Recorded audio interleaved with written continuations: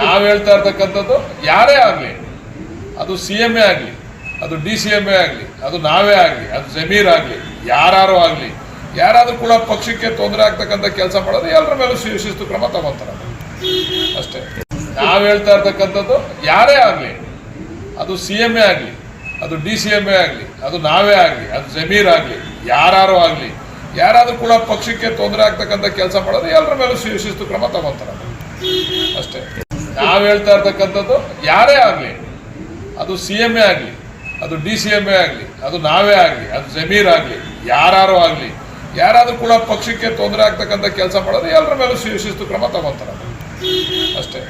ನಾವು ಹೇಳ್ತಾ ಇರ್ತಕ್ಕಂಥದ್ದು ಯಾರೇ ಆಗಲಿ, ಅದು CM ಆಗಲಿ, ಅದು DCM ಆಗಲಿ, ಅದು ನಾವೇ ಆಗಲಿ, ಅದು ಜಮೀರ್ ಆಗಲಿ, ಯಾರು ಆಗಲಿ, ಯಾರಾದರೂ ಕೂಡ ಪಕ್ಷಕ್ಕೆ ತೊಂದರೆ ಆಗ್ತಕ್ಕಂಥ ಕೆಲಸ ಮಾಡೋದು ಎಲ್ಲರ ಮೇಲೂ ಶಿಸ್ತು ಕ್ರಮ ತಗೋತಾರೆ ಅಷ್ಟೇ.